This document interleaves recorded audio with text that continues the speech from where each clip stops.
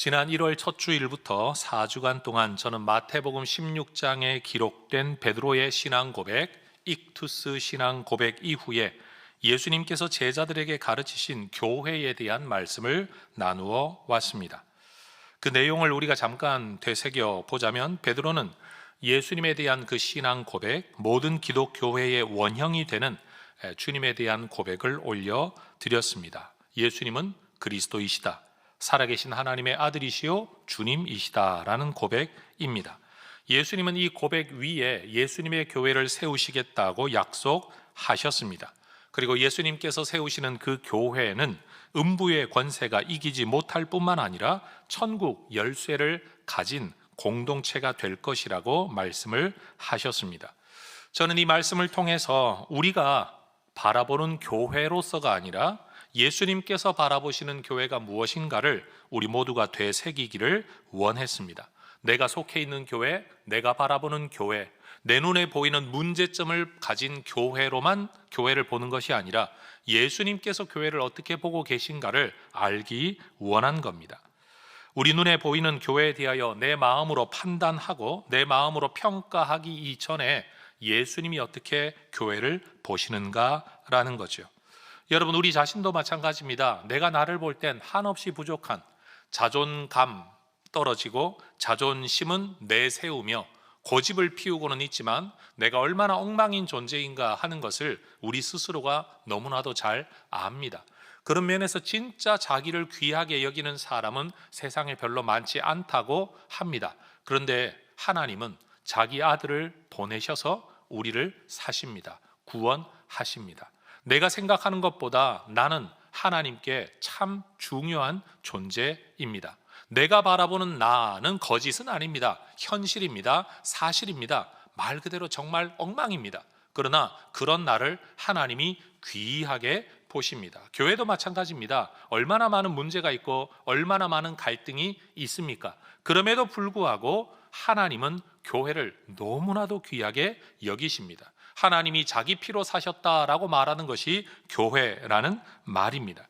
그런 면에서 우리는 우리 자신을 어떻게 바라보느냐, 교회를 어떻게 바라보느냐 하는 것이 곧 믿음이라는 것을 알게 됩니다. 이것도 사실이고 저것도 사실인데 그 사실 가운데 무엇을 선택하여 내가 바라보느냐, 그것이 믿음이라는 겁니다.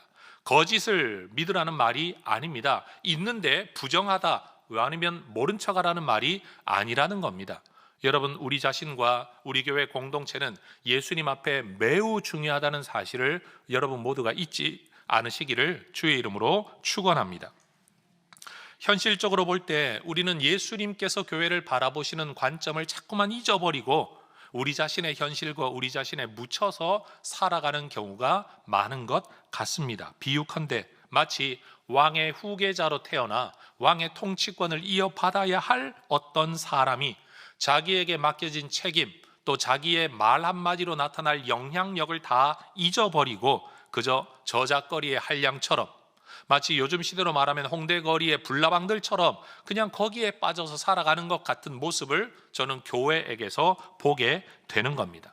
여러분, 우리가 가지고 있는 한계와 우리가 가진 문제 사실이지만 이것보다도 더 큰 사명이, 더 큰 권세가 교회에 주어져 있습니다. 그래서 저는 오늘 설교의 제목을 잃은 권세, 얻은 권세라고 정했습니다. 지난 4주간 동안 했던 설교의 또 다른 결론이라고 말할 수 있을 겁니다. 잃은 권세, 얻은 권세라는 이 제목은 존 밀턴이라는 영국의 시인이 저술한 신라권 그리고 복락원이라는 서사시의 제목에서 빌려온 겁니다. 만약 한자어로 오늘 설교 제목을 정하라고 한다면 여러분, 실권, 복권이라고 말할 수도 있겠죠.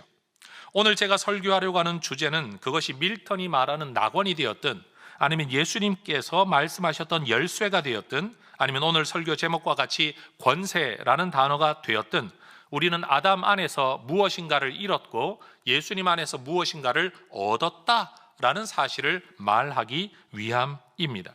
여러분, 그리스도인은 우리 스스로가 생각하는 것 이상으로 중요한 사람들입니다. 교회는 우리가 생각하는 것 이상으로 중요한 공동체입니다. 우리에게는, 다시 말해 교회에게는 우리가 생각하는 것 이상의 대단한 사명이 맡겨져 있고 우리가 생각하는 것 이상의 놀라운 권세가 주어져 있다라는 겁니다. 그럼 도대체 성경을 통해 우리가 이런 것이 무엇인가를 먼저 살펴볼 필요가 있을 것 같습니다. 하나님께서 태초에 인간을 창조하실 때 하나님은 애초부터 인간을 다른 피조물과는 다른 방법, 다른 존재로 창조하십니다. 여러분, 모든 피조물이 하나님의 말씀으로 지음받았지만 인간만큼은 하나님이 손으로 빚으시고 생기를 불어넣으시되 자기 형상을 따라 지으셨다, 특별한 존재로 지으셨다라는 겁니다. 그리고 그렇게 창조하신 인간을 에덴이라는 지역 동쪽에 특별히 만드신 동산, 다시 말합니다, 에덴이라는 어떤 지역 그 동쪽에 특별히 만드신 동산, 우리는 이것을 에덴 동산이라고 말을 하죠. 거기에 거처하게 하십니다.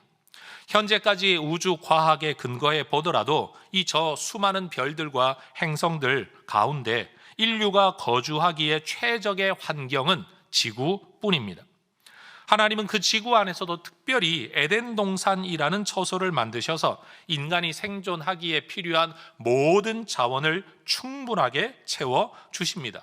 보기에도 아름답고 먹기에도 좋은 나무, 강의 물줄기가 흘러가는 그곳, 동산 각종 나무의 열매가 맺히는 곳에 인간을 살게 하신 겁니다.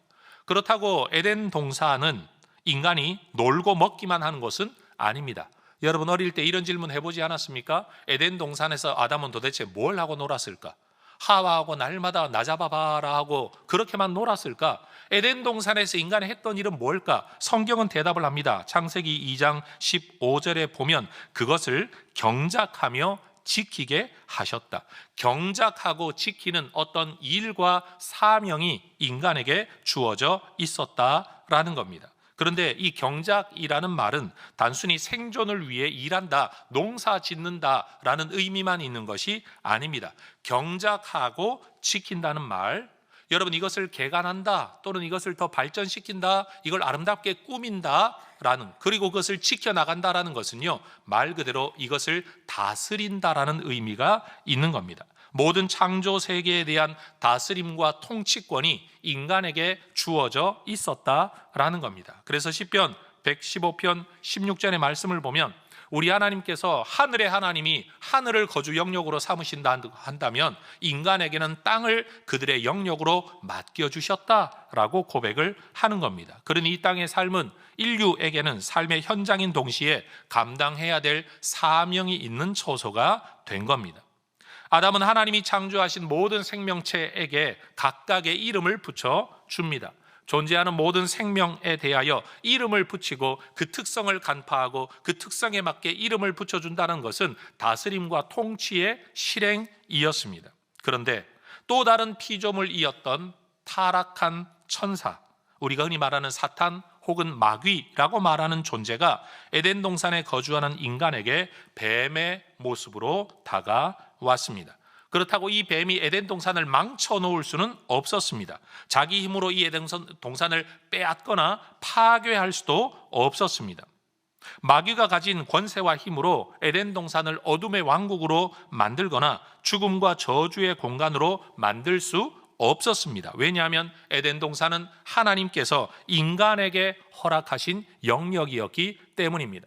우리는 만화 영화나 아니면 어떤 판타지 영화를 보면서 자꾸만 오해하는 경향이 생깁니다. 악의 세력이 선의 세력을 이기고 파괴시켜서 황무지처럼 만들어버리는 이런 영화들을 우리는 너무 많이 봅니다.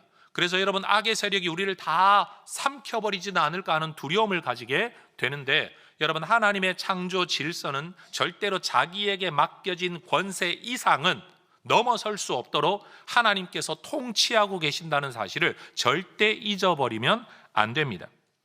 마귀조차도 하나님의 권세 아래서 허용된 범위 안에서만 힘을 사용할 수 있었기 때문에 여러분, 마귀가 할 수 있는 것은 인간을 유혹하고 속여서 가로채는 것이지 그의 힘과 능력으로 에덴 동산 또는 인간의 영역을 빼앗을 수는 없었다는 사실을 여러분 꼭 기억하시기를 바랍니다. 다시 말해 성경이 우리의 세계관을 형성해야지 영화나 소설이 우리의 세계관을 형성하게 내버려 둬서는 안 된다라는 겁니다.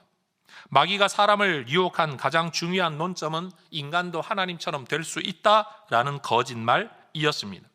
여러분, 어떤 세상의 피조물도 이런 욕구를 품은 적이 없는데 유독 하나님이 특별하게 만드신, 여러분 천사도 피조물입니다. 천사와 인간만이 이러한 꿈을 품고 하나님 앞에 도전합니다.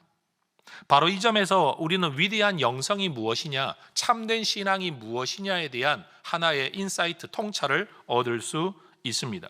우리는 위대한 믿음, 위대한 신앙, 위대한 영성이라고 하면 남다른 능력이나 남다른 성취를 이루어내는 것, 하나님을 위해 대단한 일을 하는 것을 신앙과 영성이라고 생각하는 경향이 종종 있는 것 같습니다.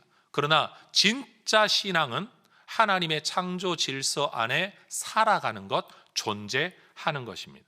하나님의 질서 안에 존재하며 살아가는 것이 가장 큰 영성입니다. 주어진 자리에서 살아가는 거죠. 주어진 모습과 주어진 한계를 받아들이며 살아가는 거죠. 주어진 사람들을 사랑하는 겁니다. 내 뜻을 넘어서 벌어지는 상황이 여러분 내가 컨트롤할 수 없는 것, 하나님의 주권 안에서 일어나는 일이라고 받아들이는 겁니다.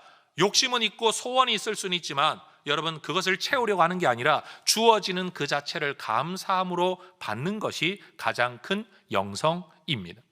여러분, 하나님의 주권을 인정하고 하나님 안에서 올바른 질서 안에 살아가는 게 최선의 믿음, 신앙, 영성이라는 사실을 여러분 잊지 마시기를 주의 이름으로 축원합니다. 사람은 내 권한이 아닌 것을 자꾸만 넘어서려고 합니다. 내 것이 아닌 것을 자꾸만 가지려고 합니다. 내 능력이 아닌 일을 자꾸 이루려고 합니다. 그러면서 이 일을 이루기 위해 능력이 없으니 거짓을 사용하고 폭력을 사용하고 또 다른 속임을 사용하게 되는 이런 것들이 전부 다 불신앙이라는 사실입니다. 그런데 마귀의 유혹을 받은 인간은 하나님처럼 되려는 이 욕망을 떨쳐버리지 못하고 마귀의 말을 따라 행하고 말았습니다. 여자가 그 나무를 본즉 먹음직도 하고 보암직하고 여러분 지혜롭게 할 만큼 탐스럽기도 했고, 여러분 남자도 그것을 보며 똑같은 마음으로 이 과일을 먹습니다. 그 열매를 따먹은 이 하나의 행위는 단순한 실수 또는 단순한 불순종의 행위로만 설명되어질 수가 없습니다. 여러분, 이 결정과 그에 따른 행동 때문에 인간은 하나님처럼 된 것이 아니라 오히려 마귀에게 복속당하고 말았습니다. 로마서 6장 16절은 말합니다. 순종함을 받는 자의 종이 되는 것. 여러분 잘 생각하십시오. 마귀는 아담을 억제하지 않았습니다. 힘이나 능력, 그 모든 것들로 그를 억제하거나 이기지 않았습니다. 속이고 유혹하고 꼬드겼습니다. 여러분, 아담이 마귀를 탓할 수는 있지만 마지막 결정은 자기가 한 겁니다. 내가 그렇게 되겠다고 생각하고 내가 하나님처럼 되기 위하여 내 결정에 따라 그 과일을 먹은 겁니다.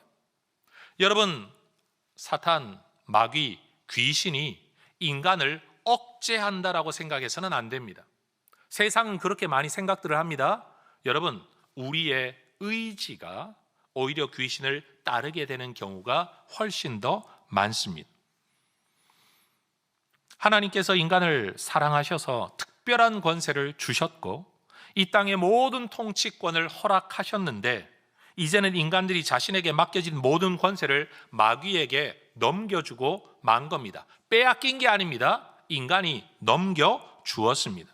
그래서 마귀가 피조 세상에 대한 모든 권세와 영향력을 발휘하게 된 겁니다. 그래서 에베소서에서도 공중의 권세 잡은 자, 이 공중의 권세, 여러분 이 권세가 원래 누구 거였냐 하면 사실은 인간의 것이었다라고 말해야 합니다. 볼 수 없는 영적 세계에 대해서 목사님은 어떻게 그렇게 말할 수 있습니까? 라고 질문한다면 저는 근거 성경 구절을 인용하겠습니다. 여러분, 예수님이 금식하신 이후에 여러분 광야에서 시험을 받을 때 마귀가 예수님께 나와 했던 말이 있습니다. 누가복음 4장 5절과 6절을 보면 천하 만국의 영광을 보여주며 말하기를 이거 내 거다, 내게 넘겨준 것이기 때문에 내가 원하는 자에게 내가 줄 수 있다 라고 말을 할 때 예수님은 이것을 부정하거나 거짓말이라고 말씀하지 않으셨습니다. 실제로 천하 만국의 그 영광 누구 거였냐? 인간 거였습니다. 언제 넘겨받았느냐? 아담으로부터 넘겨받은 겁니다. 아담 이후로 이 권세를 가진 마귀가 마치 세상이 자기 것인 양 지금 진행하고 있는 겁니다. 마귀는 자기가 넘겨받은 모든 피조 세상에 대한 통치권을 미끼로 이거 넘겨줄 테니 너 나한테 굴복해라, 나한테 절해라, 그럼 이거 다 너에게 주겠다. 사실 이것도 속임이죠. 여러분, 예수님에게 모든 권세를 주는데 예수님이 나한테 절하면 그 예수님께 넘겨준 권세 결국 누구 겁니까? 결국 또 내 거가 되는 겁니다. 마귀는 끊임없이 아담을 속였듯이 예수님을 속이려 했고 오늘 우리를 속이려고 하고 있습니다. 여러분, 영적 세계에 대한 통찰을 우리는 가져야만 합니다.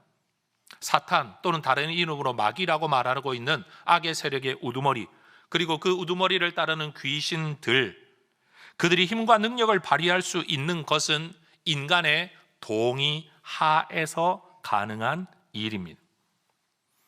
내가 태어난 전통과 내가 살아가는 문화 때문에 그러하든지 아니면 내 마음속에 있는 두려움 때문에 그러하든지 인간은 결국은 자기의 의지로 그 귀신을 따라가는 겁니다. 여러분, 우리나라 문화 속에서 보자면 소위 말해 신내림을 받는 무당들이 있는데요, 이 무당들은 대부분 신내림을 받기 이전에 특별한 증상들이 나타나죠. 귀신들이 보인다든지 몸이 아프다든지. 여러분, 그러면 내 삶이 정상적으로 살아갈 수가 없는 겁니다. 계속 몸이 아파지고 어려움을 겪을 때 여러분, 이들은 자기가 살기 위해서 신내림을 선택합니다. 다시 말해 귀신이 어느 날 치고 들어와 내가 신내림 받은 무당이 되는 게 아니라 내 의지로 신내림을 받겠다고 결정하고 그 예식을 치름으로써 비로소 무당이 되는 겁니다. 어떤 과정이 있긴 하지만 마지막 결정은 자기의 것이라는 겁니다. 아담이 그러했던 것처럼 말입니다. 여러분, 우리는 어떤 이유가 되었든지 이 귀신을 거절해야 합니다. 우리의 입으로, 우리의 선언으로 여러분 이것을 거부해야 합니다. 여러분, 사탄과 마귀, 귀신들은 결국은 우리의 생명과 영광을 도둑질하고 죽이고 멸망시키려는 것 뿐입니다. 우리에게 유익되게 하는 것 없습니다. 당장에 미끼를 주되 결국은 다 망하게 하는 겁니다. 저는 늘 질문하고 싶어요. 다른 사람에게 재물운이 있는지 없는지를 알아주고 어디로 가면 돈 벌지를 알려주고 누구와 결혼하면 잘 살지를 알려주는 그 수많은 무당들이 정작 자기가 잘 사는 사람 본 적이 있습니까? 어떻게 하면 출세하고 어떻게 하면 성공하고 어디로 가면 돈을 벌고 어디로 가면 사업이 잘 된다고 말하는 그 무당들이 정작 제대로 살아가는 사람 본 적이 있냐고요. 대대로 이어가며 행복한 삶을 사는 사람 본 적이 있냐고요. 없어요. 결국은 귀신이 전부 다 이용하다가 버리는 거예요. 죽이는 거예요. 뭐 말하기는 못하지만 무당들처럼 성적으로 지저분한 사람들이 없어요. 물질적으로 지저분한 사람들이 없어요. 영적으로 혼합된 사람들이 없어요. 여러분, 그건 그 사람들을 비난하는 게 아니라 귀신들이 그들을 그렇게 만들고 있다라는 겁니다. 그러니 우리는 예수님의 이름 앞에 나는 예수의 사람이다, 나는 너하고는 상관없다 라고 선언해야 합니다. 물론 우리 자신의 힘으로는 여러분 이 귀신들을 이기기 힘듭니다. 그건 인정해야 됩니다. 그러나 더 큰 힘의 원천이신 예수, 그 예수님 안에 들어와 예수님의 보호를 받으면 이길 수 있습니다. 요한복음 10장 10절은 분명히 말하지만 우리 예수님은 우리에게 생명을 주시는 분입니다. 그것도 생존을 위한 생명 정도가 아니라 풍성한 생명을 주시는 분이십니다. 마귀는요, 우리를 죽이고 멸망시키는 것입니다. 예수님이 우리에게 참된 생명을 주실 수 있는 것은 그분이 하늘과 땅의 모든 권세를 가진 분이시기 때문입니다. 하나님이 인간에게 이 땅의 통치권을 맡기셨다고 해도 그건 위임된 권세입니다. 원래 권세는 하나님이 가지고 계시고 인간에게 위임하신 겁니다. 여러분, 마귀가 공중 권세를 가지고 있다고 하더라도 그것마저도 인간에게 찬탈하고 속여 빼앗은 것, 그러나 그 위에 진짜 권세는 우리 하나님께 있는 줄로 믿습니다. 이 권세를 가지신 분이 우리에게 말씀하십니다. 내가 천국의 열쇠를 너희에게 주겠다. 예수님을 믿고 이 천국 열쇠 하늘의 권세를 받아들이는 사람을 음부의 권세가 이기지 못한다라고 분명히 말씀합니다. 여러분, 음부의 권세가 천국 권세를 가진 우리를 이기지 못할 뿐만 아니라 천국 열쇠와 권세를 가진 우리는 사탄과 마귀, 귀신들의 권세를 짓밟고 이길 수 있다라고 말합니다. 내가 공격당하지 않는 보호 정도가 아니라 오히려 그것을 이길 수 있는 힘이 우리에게 주어져 있다라는 겁니다. 그게 바로 오늘 설교의 본문의 말씀이에요. 같이 한번 읽어보도록 하겠습니다. 내가 너희에게 뱀과 전갈을 밟으며 원수의 모든 능력을 제어할 권능을 주었으니 너희를 해칠 자가 결코 없으리라. 여러분, 해칠 자가 없다라는 수준의 보호를 넘어서서 원수의 모든 능력을 제어할 권능을 우리에게 주셨다라는 겁니다. 성도 여러분, 여러분에게 이 권세가 있음을 믿으시기를 주의 이름으로 축원합니다. 그 예수님은요, 피조 세상의 통치에도 실패한 우리 인류에게 십자가와 부활과 승천의 사건을 통해 천국의 열쇠를 맡기십니다. 땅의 통치권도 잃어버린 우리에게 하늘의 권세를 맡기십니다. 여러분이 얼마나 부조리하고 부당합니까? 그러나 우리는 이것을 은혜라고 부릅니다. 우리 예수님은 아담이 잃어버렸던 것을 아담 수준으로 되찾는 게 아니라 아담이 가지지도 못했던 하늘의 열쇠까지 우리에게 주십니다. 여러분, 이것이 하나님이 우리에게 베푸신 예수님을 통한 은혜인 줄로 믿습니다. 잃어버린 것이 큽니까? 얻은 것이 큽니까?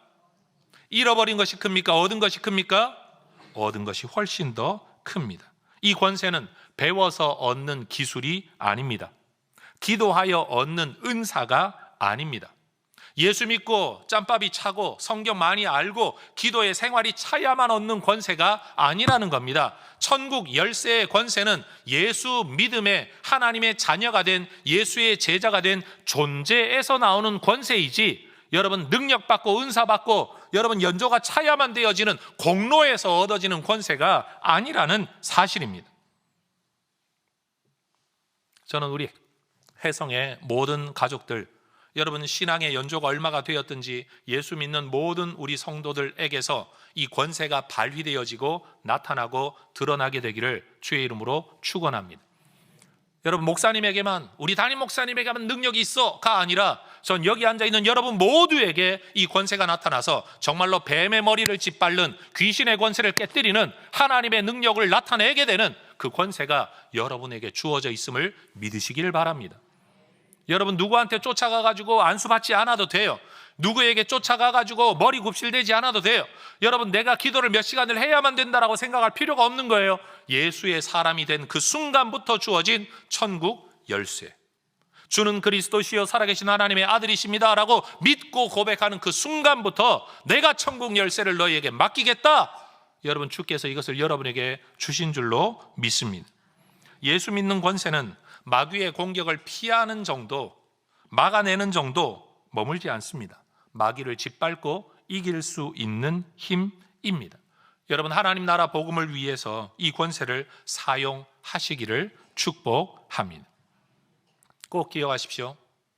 여러분들이 무당 쫓아다니고 어디 쫓아다니면서 점보고 여러분 굿하고 부적 사들고 돌아다니고, 여러분 이 자체가 어떤 행위인가 하면 아담이 과일 따먹은 것하고 똑같은 겁니다.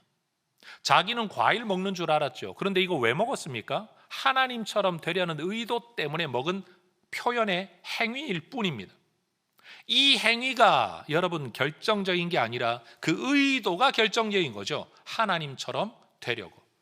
그런데 하나님을 믿고 살아가는 사람들이 자기 인생의 길과 미래를 하나님께 의지하고 하나님께 맡기는 게 아니라 귀신한테 가가지고 내 앞길 어떻게 되겠냐고, 내 자식 어떻게 되겠냐고, 내 병이 낫겠냐고, 어디로 가야 출세하겠냐고, 여러분 그렇게 자기의 인생의 앞날을 귀신에게 물어보는 그 순간 여러분 자기는 귀신 밑에 복속하고 머리 숙이는 사람이 되는 겁니다. 아이 목사님 그 재미로 봤죠. 여러분 재미가 있으면 윷놀이를 하든지 화투놀이를 하세요. 그냥 그런 건 재미로 하는 일이 아니에요. 여러분 계약서를 쓸 때 재미로 쓰는 사람이 있습니까? 없습니다. 그 계약서가 얼마나 큰 효력을 가지게 되는데요. 그렇기 때문에 우리의 영적인 눈을 떠야 합니다. 믿음의 눈을 떠야 합니다. 하나님 한 분만이 내 하나님이다. 예수님만이 내 구세주이다. 내가 경배하고 내가 내 인생을 의탁할 분은 주님뿐이다. 여러분, 이것을 고백하고 선언해야 합니다. 저는 우리 해성교회 성도들이 여러분 자기도 모르는 사이에 자기가 귀신 밑에 머리 숙이고 살아가는 인생이 되지 않기를 주의 이름으로 축원합니다. 그렇다면 우리가 예수님을 믿음으로써 누리게 되는 이 새로운 권세, 예수 권세, 음부의 권세가 이기지 못하는 천국 열쇠의 권세를 여러분 현실적으로 어디에서 볼 수 있을까요? 저는 세 가지를 이야기할 수 있을 것 같아요. 첫 번째는 죄와 죄책감의 문제입니다. 생각보다 정말 많은 사람들이 죄책감으로 인한 짓눌림에 살아갑니다. 정말 많은 사람들이요, 자기가 이것이 죄와 죄책감의 문제라는 사실도 모르고 살아가요. 근데 사도행전 22장 16절의 말씀을 보면 주의 이름을 불러 세례를 받고 죄를 씻어버려라, 죄를 씻어라 라고 말씀합니다. 죄를 씻어버려야 죄책감에서 자유로움을 얻을 수 있습니다. 그런데 여러분, 귀신과 마귀는 우리를 어떻게 속이는가 하면 네가 옛날에 이렇게 했기 때문에 이런 결과가 나타났어, 이거 네 책임이야. 네가 잘못해서 부모님이 이혼하게 된 거야. 네가 그때 잘못해서 누군가가 죽게 된 거야. 네가 그때 잘못해서 이런 결과가 나타난 거야. 끊임없이 우리를 고소합니다. 우린 이것을 그저 유아기 아니면 어린 시절 아니면 청소년기, 심지어 나이가 들어서도 성추행과 성폭행을 당했을 때 네가 그래서 그런 거야 라고 말을 하면서 끊임없이 우리에게 죄책감을 심어줍니다. 여러분, 심리학적으로 상담학적으로 접근하는 방법 있을 겁니다. 그러나 영적으로도 이 문제를 우리는 해결해야만 합니다. 그것은 마귀가 우리를 비집고 들어오는 틈이라는 사실이에요. 여러분, 주님께서 우리를 붙들고 계시고 주님이 우리의 죄를 씻어 주셨습니다. 그것은 내 책임이 아닌 거예요. 내가 의도하지 않았는데 일어난 사건이에요. 내가 의도하지 않았는데 일어난 일이에요. 여러분, 거기에 대한 책임을 질 이유가 없는 겁니다. 내가 정말로 잘못했다고 하더라도 주님이 우리의 죄를 다 씻어 주십니다. 여러분, 이 해결을 여러분이 받으실 수 있기를 축복합니다. 수많은 사람들이 어렸을 때 행했던 죄를 주님 앞에 회개해 놓고도 10년, 20년 지나서 문제가 풀리지 않으면 또 뭐라고 말하는가 하면, 심지어 기도한다는 사람들도 이렇게 말합니다. 옛날에 있었던 죄의 저주가 지금 너를 얽어매고 있다. 도대체 중간에 그럼 예수 믿은 거 무슨 효력이 있냐고요. 여러분, 예수님은 우리의 모든 죄를 용서하시고 씻어주시고 기억지 않으시는 줄로 믿습니다. 정말로 그렇게 믿으십니까, 여러분? 나는 기억하고 있어도 주님은 기억하지 않으십니다. 그러니 결국 주님이 나를 힘들게 만들고 있는 게 아니라 내가 나를 힘들게 만들고 있다는 사실이에요. 죄책감이라는 스스로의 감정에 빠져서 말이에요. 예수를 믿음으로 우리는 이 모든 죄와 죄책감으로부터 자유를 얻어야 합니다. 그리고 실제로 지금 내가 범한 죄가 있더라도 예수 이름 앞에 용서 구하고 용서받은 줄로 믿어야 합니다. 이것이 내 삶의 또 다른 어떤 발목을 잡을 게 아니라는 사실을 여러분 믿어야 합니다. 예수 믿고 살면서도 과거의 잘못된 경험의 기억에 잡힌 사람도 있지만 잘못된 경험 속에 잘못된 자기의 죄, 잘못에 사로잡힌 사람들도 의외로 많은 것 같아요. 그래서 여러분, 과거의 경험이 우리의 인격을 그리고 성격을 결정짓게 되는 거죠. 예수를 믿으면 거기에서 벗어나 새로운 인격, 새로운 성격이 만들어져야 되는데 우리는 과거에 계속 매여 있다라는 겁니다. 여러분, 주님은 우리의 죄를 씻어주신 줄 믿습니다. 우리의 죄책감을 이용해서 우리를 부끄럽게 만들고 우리를 미안하게 만들어서 내가 너를 구원시켜 주면 되지 뭘 더 바라느냐 라고 말씀하는 분이 아닌 줄로 믿습니다. 여러분, 우리는 하나님의 자녀가 되었습니다. 이 자리에 있는 많은 혜성의 가족들, 이 설교를 듣는 분들이 여러분 자기의 죄와 죄책감에 매여 있지 않기를 소망합니다. 그건 마귀가 우리를 속이는 거예요. 너 이거 먹으면 하나님처럼 된다라고 말했던 거짓말처럼 너 이것 때문에 하나님이 너를 받아주지 않아요. 이것 때문에 넌 안 돼. 넌 안 되는 인생이야. 그러고도 하나님이 뭘 하시려고 기대해?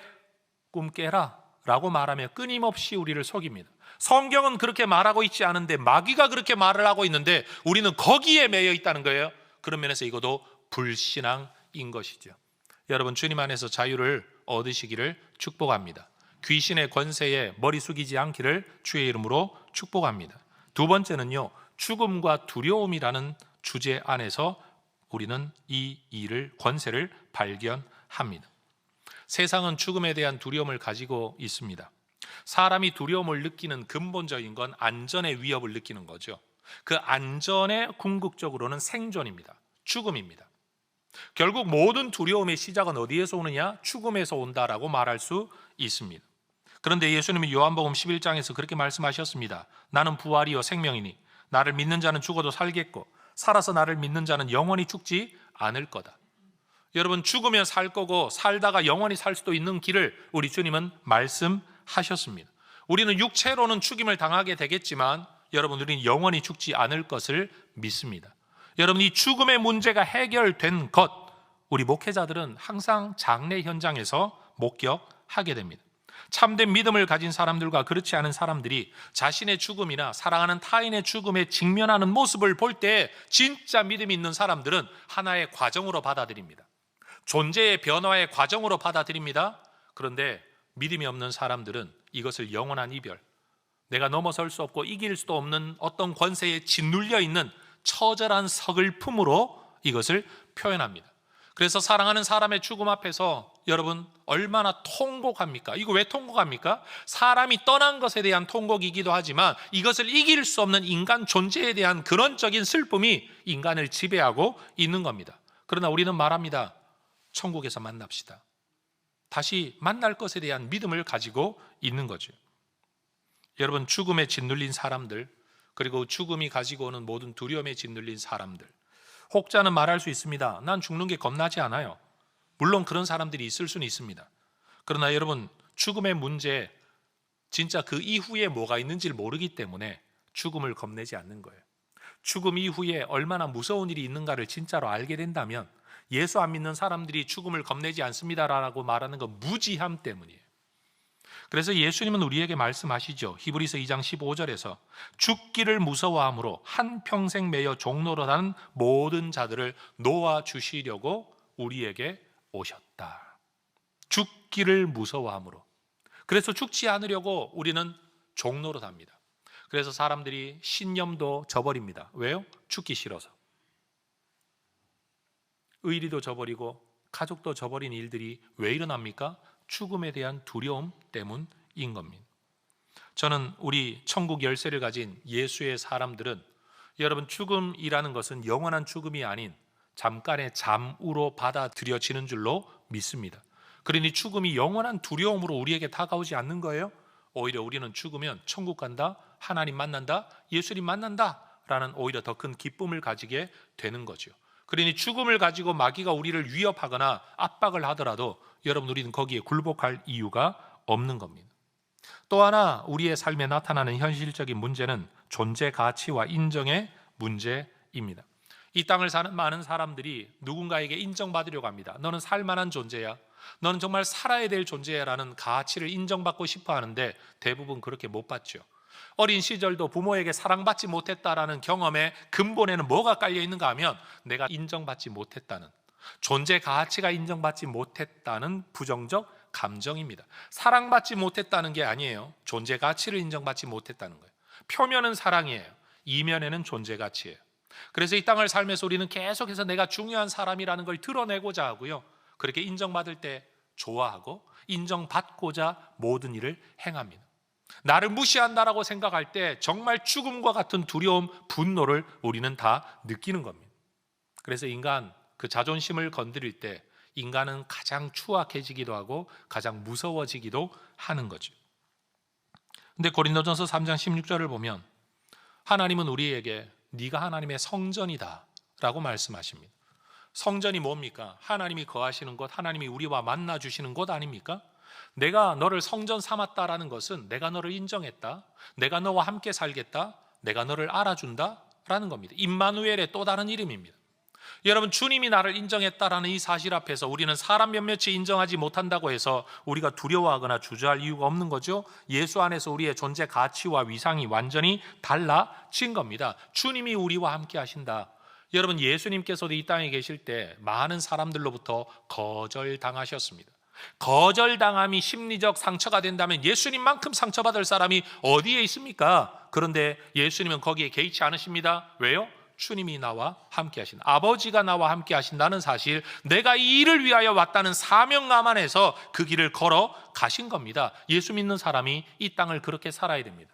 내 존재 가치는 어디에서 발견되냐? 사람에게서 발견되는 게 아니라 하나님 안에서 발견되는 것이고, 내가 살아야 할 이유는 어디에서 발견되느냐? 사람들의 박수와 인정에서 발견되는 게 아니라 하나님의 사명을 감당하는 데서 발견되어지는 거죠.